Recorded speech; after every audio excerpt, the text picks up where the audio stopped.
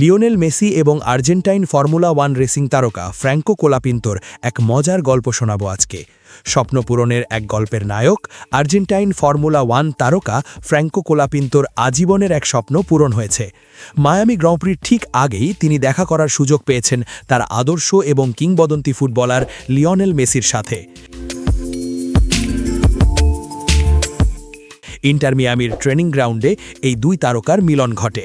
তবে এটি কেবল একটি সাধারণ সাক্ষাৎ ছিল না, এর পিছনে ছিল একটি সুন্দর সৌজন্যের গল্প। গত বছর জুন মাসে কোলাপিন্তো তার নিজের সই করা একটি রেস হেলমেট উপহার পাঠিয়েছিলেন মেসিকে, আর এবার মেসি নিজে তাকে দেখা করার সুযোগ দিয়ে সেই ভালোবাসার প্রতিদান দিলেন।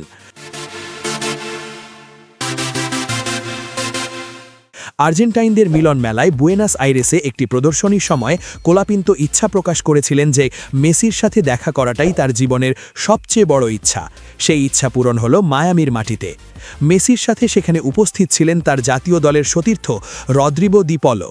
কোনো মিডিয়ার কোলাহল বা বাণিজ্যিক প্রচারণার হুলস্থুল ছাড়াই একান্ত ঘরোয়া পরিবেশে এই তিন আর্জেন্টাইন তারকা নিজেদের মধ্যে একটি নিরিবিলি সময় কাটান।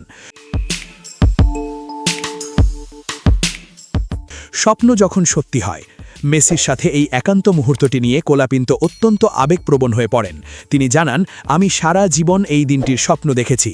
আপনি যদি যে কোনো আর্জেন্টাইনকে জিজ্ঞেস করেন সে কার সাথে দেখা করতে চায়, তবে সবাই এক বাক্যে লিওর নামই বলবে।